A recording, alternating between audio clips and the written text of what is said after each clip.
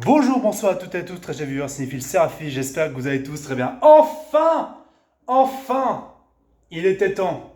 Il était temps. Comme vous l'aurez vu avant, j'ai fait une vidéo annonce sur la chaîne YouTube. Bon, j'ai oublié de préciser, il me semble que j'avais fait une vidéo critique sur le film Megamind de DreamWorks. Pour coordonner un peu avec la sortie de Superman de James Gunn et comparer avec le côté super-héros et le côté déconstruction du mythe, tu vois. Euh, En gros, voilà. C'est une vidéo Megaman que j'essaierai de publier avant la critique de Superman. Mais j'ai envie de vous dire, ce sera autant nécessaire de faire un peu de comparaison qu'au final, vous l'aurez vu dans la miniature, vous l'aurez vu dans le titre de la vidéo. C'est tout en fait. Mais voilà, désolé pour ce long retard. Enfin, ça y est. Et comme je peux pas faire avec mon ordinateur à la con qui marche pratiquement plus, je vais essayer de faire sur mon téléphone en prenant le risque qu'il y ait des coupures sur la vidéo, comme ça m'était arrivé sur une autre vidéo critique par rapport au téléphone. Mais bon, on sait jamais, ça peut marcher. Donc, Superman de James Gunn, enfin, tout cet instant pour en arriver là, je suis allé le voir en avant-première. Et comment vous dire? Bon, le truc c'est que je devais me canaliser par rapport à ce que je venais de voir. J'ai pas été surpris, et j'ai été à la fois surpris négativement. C'est fou, hein? C'est la première fois que ça m'arrive pour un film. Bon, je vous le dis de mille, pourquoi j'ai détesté. Voilà. C'est de la merde, c'est pile ce que je voulais pas voir. C'est James Gunn qui tombe dans ses travers, ça y est. D'ici, c'est foutu. Je vais boycotter tout le reste. À la limite, comme vous savez que je suis le plus gros fan au monde des Green Lantern, c'est son inventaire. Comme je suis un énorme fanboy des Green Lantern, que j'ai dû vous le dire plusieurs fois, c'est mes super-héros préférés, d'autant plus que je pense que vous l'avez compris avec les vidéos que j'ai faites sur Green Lantern, que je vous mettrai en lien en description, même si c'est vrai que le cast de Josh Brolin, il est un peu caduque, vu qu'au final, pour la série Lanterns dans l'univers des de James Gunn, c'est Kyle Chandler, un soixantenaire, qui a été casté pour la Jordan, ce qui ne correspond absolument pas pour un début d'univers. Et en fait, c'est en hors-champ tout le développement et l'origine story du personnage. Et le truc, c'est que, on voulait un nouvel acteur qui ressemble à Jordan, qui est quand même le plus grand des Green Lantern dans l'histoire des comics d'ici. Et si ce n'est le personnage principal de la licence Green Lantern, tu vois. C'est pas pour rien qu'on avait fait un film en 2011 sur lui. Même si le film était raté, on a fait au moins un film en 2011 sur Al Jordan. Tu m'as compris, tu vois. Euh, Ça va être compliqué cette critique. Bon, il y a autant les gens il y a autant les gens qui sont très positifs sur le film, mais attention, hein, toujours cette hypocrisie des gens qui disaient ah ça va être de la merde patati patata. Ah bah non c'est bien. En fait les mêmes connards qui ont jamais vu de comics, qui ont jamais lu ou regardé de films de comics, je sais pas quoi, d'accord. Et c'est eux qui vont scroller sur internet en faisant des trolls, en critiquant comme des merdeux, tu vois, en allant insulter ceci, cela, patati patata. On disait de la merde sur Superman Returns. Et depuis de toute façon, le Superman Returns, je vous l'ai dit sur ma critique de Superman Returns, Superman Returns, c'est un film que excusez-moi, c'est un film que j'ai toujours adoré. Dès le premier instant, je l'avais vu quand j'étais gamin à la télé. C'est un film que j'avais surkiffé, même avant Man of Steel, bordel de merde. Même avant Man of Steel. D'accord? Et Man of Steel, ça a été la claque visuelle, ça a été la claque absolue, Man of Steel. Man of Steel, voilà. Je vous ai assez rabâché par rapport à Man of Steel. Je vais éviter trop les comparaisons avec les autres films parce que on est là pour parler de Gunn et de son Superman. Je suis pas là pour encore rabâcher cela. Déjà que ça sert à rien, parce que les mêmes connards qui disaient ah Superman Returns c'est de la merde. Ah bah non Man of Steel maintenant c'est de la merde. Au final Man of Steel c'était mieux. Superman Returns aussi. Patati, patata. Eh les gars, décidez-vous là. C'est quoi que vous voulez en fait? Qu'est-ce que vous voulez, bordel de merde? Vous dites d'un film, d'une licence, ouais, c'est de la merde, le réalisateur, c'est de la merde. Et là, comme par hasard, ah bah non, faut réhabiliter, oh là là, James Gunn, c'est de la merde. Ah bah non, c'est bien James Gunn. Mais putain! Mais putain! Putain, mais vous faites les haineux, vous insultez, vous critiquez avant de voir, voilà.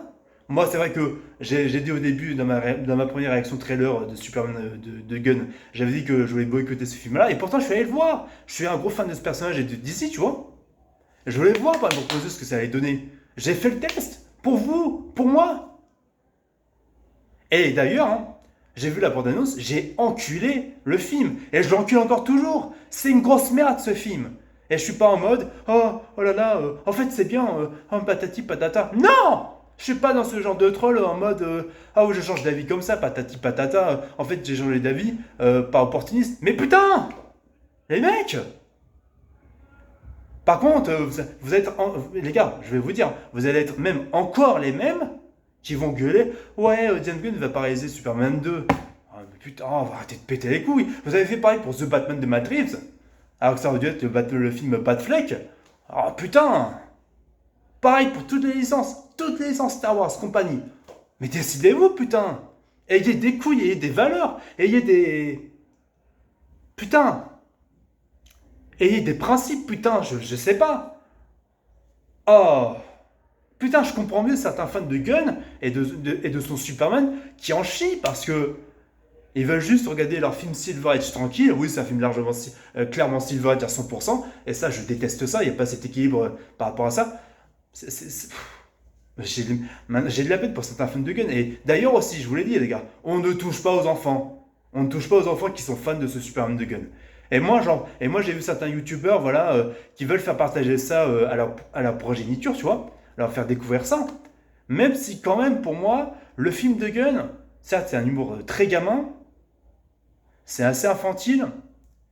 Parfois il y a des blagues, et je vais revenir sur les blagues, déjà critique 100% spoiler sur tout le film dans cette vidéo. Et je vais quand même revenir sur la blague des Jorel, c'est la blague des L quoi. Je vais quand même dire une qualité pour le film. C'est le semi-twist qui est un peu déconstruit, qui est au final prévisible. Le fameux twist avec Ultraman, qui en fait, sous le costume, c'est clairement David Corenswet. C'est clairement David Corenswet, c'est exactement le même Superman, c'est exactement Clark, exactement pareil, en clone. Donc oui, on pouvait s'en douter un peu parce qu'il y a eu des spoils déjà. Déjà, les gens qui ont spoilé, avec les news, tout ça, mais vous êtes immondes. Même pour même les enfants qui voulaient voir pour Gun le film. Mais putain, mais vous avez tout spoilé. Hein. Quand vous aviez teasé, bon, excusez-moi, pardon. C'est vrai que moi, j'ai été un peu dans cette mouvance-là et que j'ai toujours précisé spoiler pour ceux qui voulaient voir, pour ceux qui voulaient pas être divulgachés. Mais quand on avait parlé de l'armure de Boravia, ah bah c'est Ultraman dans l'armure. Ah bah super. Et le problème c'est que le film il est très prévisible. Quand en fait il débarque à la forteresse de solitude, Luthor et ses complices et Ultraman. Si en fait je me disais mais comment ils peuvent rentrer comme ça aussi facilement dans la forteresse de solitude? Bah en fait parce que Ultraman il a l'ADN de Kryptonien.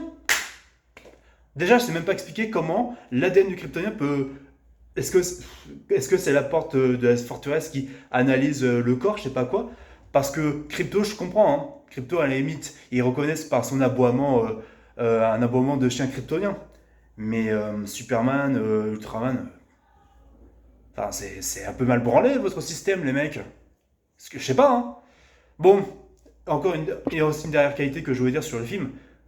Corenswet, il est bon. C'est un bon acteur. Je l'ai toujours dit. David Corenswet pour Hollywood de Netflix, il tue sa race. Il est incroyable cet acteur. Et James Gunn pour un jeune Superman a eu le bon choix, mais il a mal utilisé le potentiel de cet acteur parce que l'écriture de Superman est éclatée au sol. Je suis désolé, mais à un moment donné, j'ai détesté le film. Et c'est mort pour DC pour moi. La série de Lantern, j'essaie de la regarder parce que je suis un gros fan de Green Lantern. Mais ce sera terminé pour DC pour moi au cinéma. Ce sera terminé. Autant relancer le Snyderverse ou faire de l'animation. Euh, mais faut enterrer James Gunn. Faut enterrer son cinéma. Bref, je reviens sur Coran Sweat. Bon acteur, investi. Il a la carrure, le costume est éclaté au sol. Déjà, je vois certains qui disaient oh, va y avoir un changement de costume, Lex Luthor va porter son armure.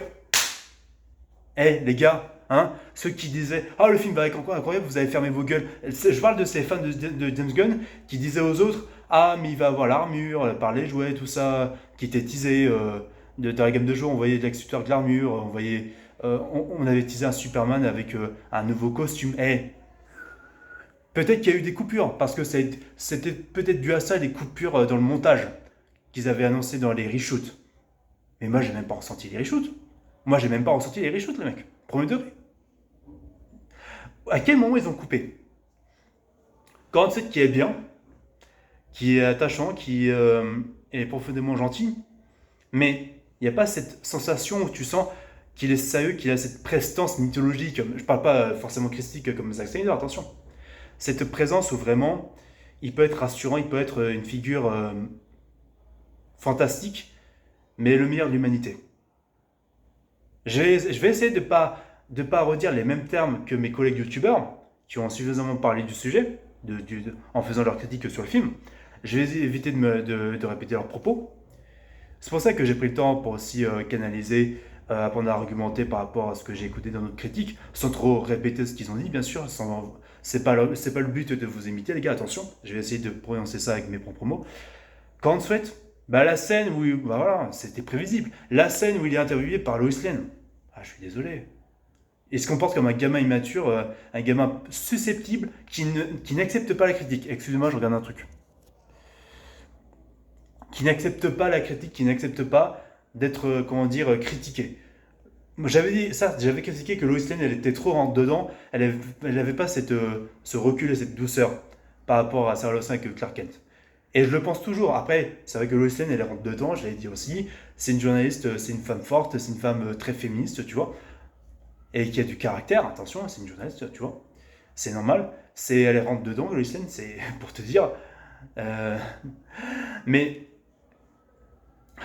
pour te dire, quoi, c'est. Je sais pas. Elle manque de personnalité, elle est assez inexistante. J'ai pas trouvé plus de personnalité de sa part. Il y a pas plus. Elle n'est pas plus mise en avant par rapport à sa douceur ou par rapport à son sérieux ou à sa radicalité pour vraiment insister auprès de Perry. Ouais, j'ai cet article-là, faut absolument le publier, machin. Là où Man of Steel, c'était bah, normal parce que elle découvre Clark Kent qui est un extraterrestre, tout ça. Il y avait tout le contexte du film de Zack Snyder avec les découvertes des méta-humains. Je vais y revenir par rapport à cette installation de l'univers. Hein. Mais Lois Lane, en fait, quand je disais qu'elle était trop compétente en prenant le vaisseau de Mister Terrific, c'est que d'ailleurs, et là je me permets de reprendre quelques termes de d'autres critiques, de mes collègues, la meuf, à quel moment elle peut piloter le vaisseau de Terrific? Moi je m'attendais à une vraie explication quoi.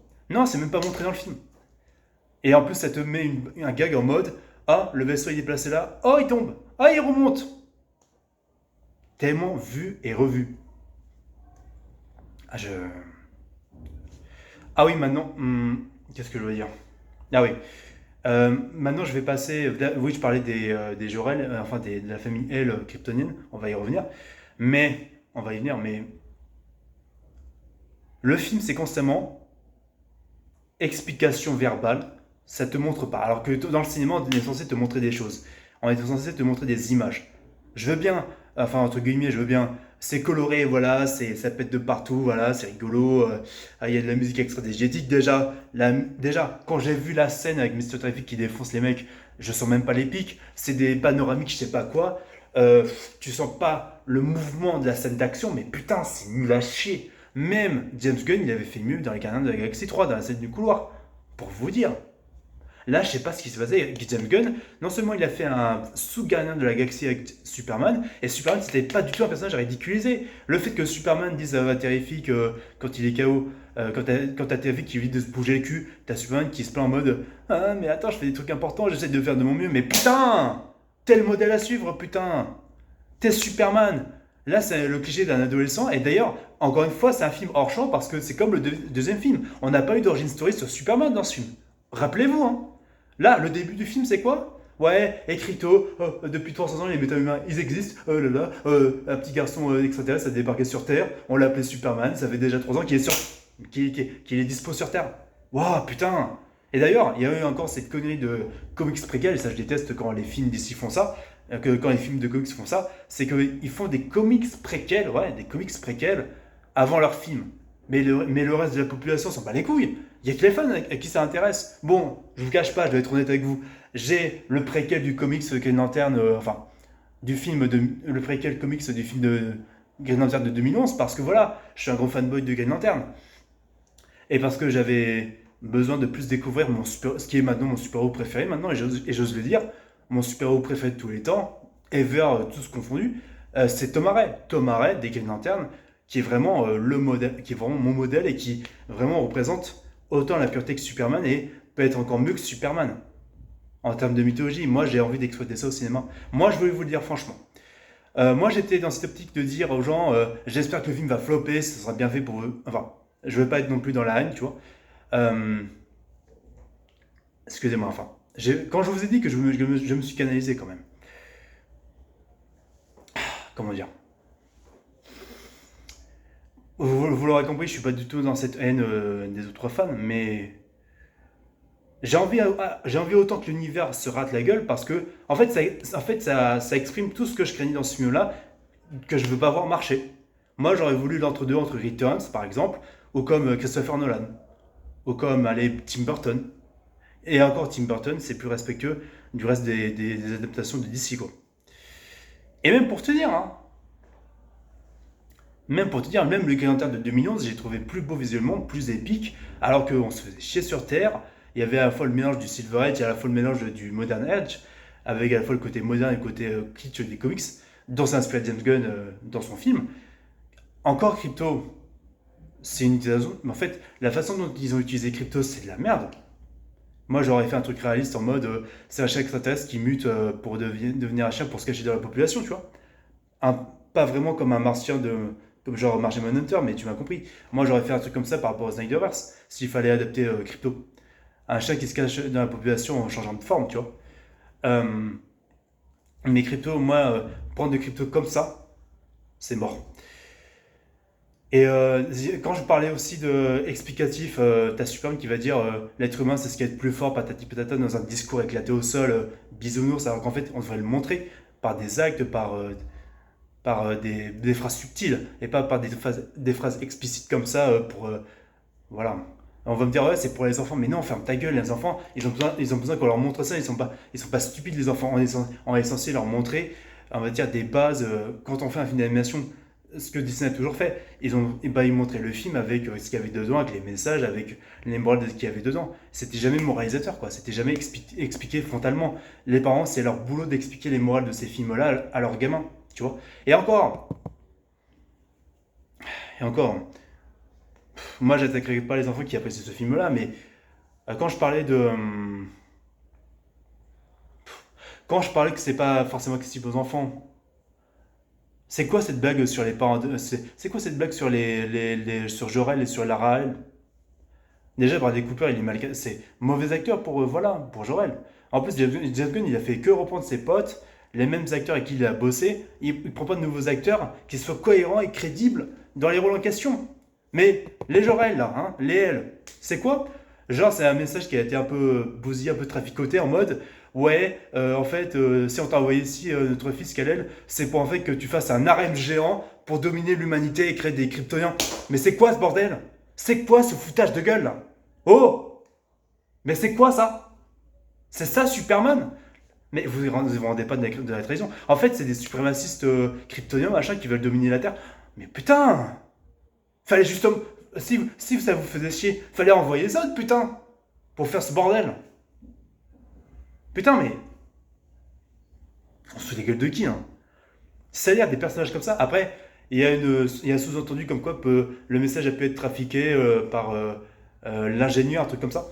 Déjà, l'ingénieur qui a un design dégueulasse, quand on voit le côté métallique du comics et côté plus sexy, sans être sexualisé non plus, tu vois. Il y avait ce côté vraiment plus percutant. Je vois certains qui disaient oh là là, elle va être en métal, effets spéciaux, machin. Eh, fermez vos gueules, parce que, à ce que sache, c'est une actrice qui a le costume, d'accord? Avec des effets, tout ça, de métal. Et même Mais enfin. Même les combats sont même pas épiques. Ah, les combats ne sont même pas épiques.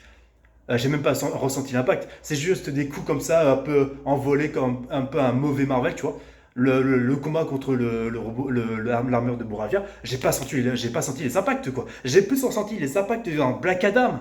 Alors que Black Adam est rien de plus irréprochable en termes d'adaptation de DC. Mais putain, je sentais les coups, je sentais l'impact. Sans déconner, quoi. Et les effets spéciaux, je suis désolé. Je sais que The Flash, pour beaucoup d'aspects, était pire. Mais putain, l'espèce de bébé tout vert, là, c'est quoi cette horreur? Métamorpho, il a un maquillage, bon, c'est la carrure de l'acteur qui me dérange. James Gunn, il aurait pu choisir un acteur plus imposant. Mais, je suis désolé, mais déjà, l'humour déconstruit littéralement les moments de sérieux, comme par exemple le lutteur qui tue un civil, tu vois, et qui fait une blague, ah, c'est parti plus vite que prévu le coup.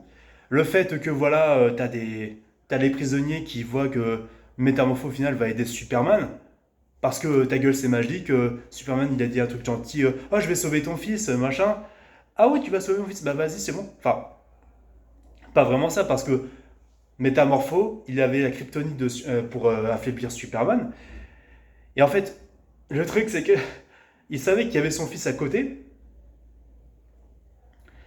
mais il voulait pas aider Superman. Il voulait anéantir Superman alors qu'il y avait son fils bébé moche tout vert là, qu'il devait sauver dans l'autre prison de cet univers de poche. On va y revenir sur cette merde. Putain. Métamorpho, il est irrégulier en termes de caractérisation de personnage. Et en fait, il suffit que le civil se fasse tirer une balle dans la tête, tu vois. Et en plus, c'est mis à distance. Bah après, c'est un film pour enfants, mais entre guillemets, mais le mec, il se fait tirer une balle dans la tête, et en fait, t'as Métamorpho qui chiale, machin. Et en fait, il va changer d'avis. Parce que t'as pas changé d'avis pour ton fils. Vous allez me dire, ouais, mais il pense à son fils qui pourrait mourir. Mais non. Il aurait pu très bien, avec ses pouvoirs, faire un truc. Il avait, dans sa prison, là, il a encore ses pouvoirs. Métamorpho, il peut faire tout et n'importe quoi. Métamorpho, putain. Toutes les formes possibles, tous les éléments possibles. Qu'il peut créer, quoi. Même un en feu, tout ça. Et quand il y a le trou noir, voilà, t'as Superman qui essaie de sauver son bébé. Et c'est dégueulasse visuellement quand ils essayent de sortir de la rivière, je sais pas quoi. Ça pète de couleurs, mais ah, c'est immonde. Je sais pas ce qui s'est passé dans les reshoots, mais aucun reshoot. Alors là, zéro. Zéro. Littéralement. Je vais essayer de finir à 30 minutes, mais c'est lamentable. Et le fait aussi que t'as tous les prisonniers qui disent ah, il y a Superman qui va se libérer, il est de métamorpholète, tout ça. Arrêtez-le, arrêtez-les, arrêtez-les, arrêtez-les. Et les gars, c'est Superman, il essaie de vous sauver. Vous êtes dans un putain d'univers de poche, déjà. Comment Lex Luthor a trouvé, comment Lex Luthor a pu créer un univers comme ça de poche, une dimension, mais c'est même pas expliqué. Comme je vous dis que c'est un second film, et qu'en fait, c'est un film hors champ, où en fait, t'as instauré plein d'éléments d'ici que pour les fans. Ce n'est pas accessible au public. Là où Superman Returns c'était accessible au public, même Man of Steel, dans un certain sens, même Richard Donner, et oui, je défends Richard Donner, à juste titre, là, y a rien, putain. Putain. Le Arrowverse s'est construit par plusieurs années, même le Snyderverse, même si le Snyderverse s'est plus cassé la gueule, mais voilà. Là, c'est accéléré. T'as un univers de poche de Lex Luthor. Déjà, le Lex Luthor, je vais pas une cause Hoult, il a des mimiques de gamin, comme je l'ai dit, de gamin à la Kylo Ren, tu vois, susceptible, et en plus, il fait des sourires à la con, tu vois, de prétentieux. On l'a pas vu devenir riche, on l'a pas vu, on n'a même pas vu un petit flashback comme quoi, voilà, tout simplement, comment il est devenu riche, comment il s'est démerdé, comme ce que je vous avais dit, comment est-ce qu'il a un passif par rapport à sa sœur, un passif par rapport à un proche, et que c'est pour ça qu'il est devenu aussi riche et aussi puissant. On n'a même pas vu ça, putain, on n'a même pas vu ça. C'est fou. Visuellement, c'est dégueulasse, c'est de la bouillie numérique. Le côté où t'as Superman qui tire ses rayons laser sur tous les ennemis, les raptors là, tu sens même, en fait, tu sens même pas que c'est tellement bâclé, c'est genre la toupie, c'est vomitif visuellement, c'est bourrin, et t'as tous les raptors qui, ouf, tombent d'un coup. Je sais pas, les mecs, vous avez été découpés comme ça par Superman, enfin, bon, c'est tellement léger, c'est un film tellement allégé, tu vois, pour les enfants. En fait, ce qu'il fallait faire, et là je vais être d'accord avec l'un de mes collègues sur YouTube, il fallait faire une adaptation de Bruce Timm, qui est l'entre-deux, quoi. Autant pour les enfants, parce que le super-héros c'est aussi pour les enfants, et autant adulte avec des messages, des propos adultes, quoi. Je me souviens d'un épisode de Justice League de Bruce Timm où c'était la dernière partie de la saison 1 avec Vandal Savage. Ils étaient pendant la Seconde Guerre mondiale, ou la Seconde Guerre mondiale. Il y avait voilà, des gens en hôpital, tout ça. Enfin, tu sentais qu'il y avait l'impact de la guerre, quoi, tu vois. Ce qu'il n'y avait pas forcément dans le Wonder Man de 2017, mais voilà. Bref, on pouvait pas. Tu m'as compris. Quoique Wonder Woman c'était différent parce que c'est un film live action, un peu plus pour les adultes, quoi. Mais voilà. mais que ça a été un peu adouci, mais que le film n'est pas mauvais non plus, mais voilà. Mais c'est compliqué.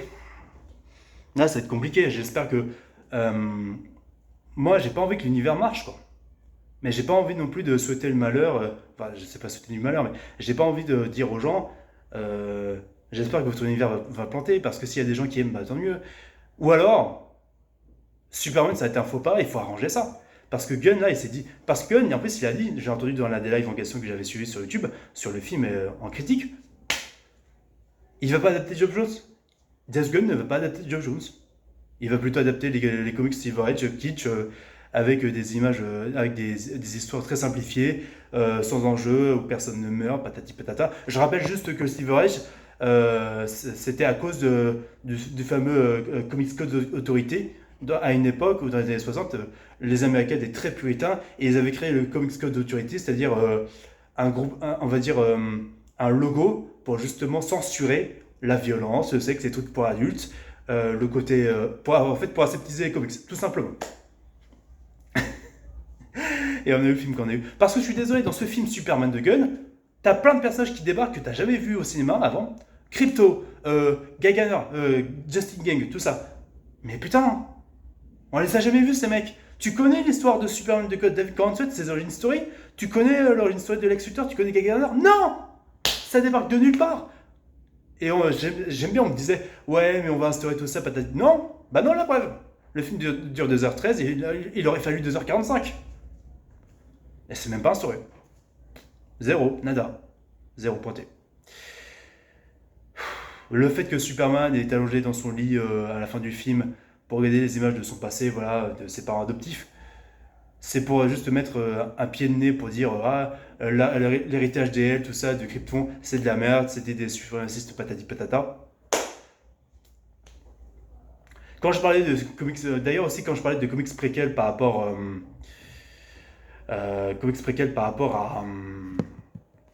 à Superman de Gunn, dans le comics préquel, apparemment, Superman il a fond de métallo.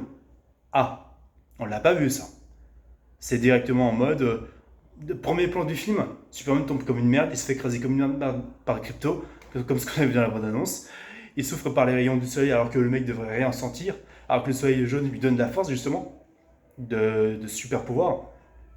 Ah oui, d'ailleurs, en parlant de Kryptonien, Supergirl, mais qui débarque. Oh putain, mais c'est une référence aux comics Supergirl, Woman of Tomorrow. En fait, Supergirl, elle se bourre la gueule dans d'autres systèmes solaires. Parce que les soleils sont rouges, en fait, elle n'a pas ses pouvoirs, elle peut se bourrer la gueule. Alors que quand elle a le soleil jaune comme sur Terre, les Kryptoniens ne peuvent pas se bourrer la gueule, ils peuvent pas ressentir l'alcool. Et là, elle débarque comme ça à la fin du film, mais putain, j'avais prédit, que ce serait de la merde comme ça. Mais elle se fait bolos par Crypto, voilà, elle rit comme une pétasse. Et il y a même un sous-entendu comme quoi elle se serait envoyée en l'air dans des harems, mais putain, mais c'est ça James Gunn? C'est ça ton film pour gamins? C'est ça ton film pour les enfants? Pour la nouvelle génération qui va aimer Superman? On se fout de la gueule de qui là? Putain! Non, non, mais. Déjà aussi d'ailleurs, le kaiju qui est dégueulasse. Guy Gardner, pour moi, il est pas assez développé. Et pour le peu qu'il est mis en avant, il dit que des conneries, moi, en mode oh là là, en fait, Superman, il a des lunettes, on va dire, d'hypnose pour faire croire aux gens que c'est pas Superman, machin. Non, ce qui marchait avec Superman, c'est que c'était un gars lambda dans la vie quotidienne. Il pouvait porter des lunettes, c'est un mec insignifiant en quelque sorte, qui voulait vivre tranquille, qui était simple, tout simplement, qui était dans son monde à lui, et qui était très discret. C'est le mec discret que personne ne calcule à la base, parce que personne ne peut se douter qu'un mec comme ça peut être Superman. Et même, je pense même que pour te dire, et là je vais en choquer certains, je pense même, excusez-moi, que que le Superman à la base, même quand il a pas ses lunettes, en fait on voit clairement que ça pourrait être Clark Kent. Parce que, enfin peut-être que ça aurait été compliqué avec Zack Snyder et Richard Donner ou même Bryan Singer, mais en fait les gens, même au Daily Planet surtout, à part Lois Lane qui se doute un peu d'un truc parce que c'est Lois Lane, tu vois, j'ai envie de te dire, Clark Kent ça représente l'identité secrète parfaite parce que c'est le mec lambda qui peut être passe-partout, tu vois. Et en fait, par exemple, je vais aller au boulot. personne ne va se douter si je suis telle personne. Moi, je me doute pas que telle personne est telle personne dans la réalité, en privé, tu vois. Tu vois? Bah là, c'est exactement pareil avec l'identité secrète. Et ça a toujours été comme ça avec Superman. Et là, c'est l'excuse, c'est quoi? Oh, des lunettes hypnotiques. Mais James Gunn, putain, arrête tes conneries à la con de gamin à la con et essaye d'être crédible à un moment donné. D'être crédible, putain. Et d'être. Je sais pas moi. D'être réaliste dans ton adaptation. Fallait faire le juste milieu. Pour moi, Aquaman 2 avait fait le juste milieu. Même le premier film Aquaman. Green Lantern avait fait le juste milieu, même si manquait l'aventure et le space opera. Je suis d'accord.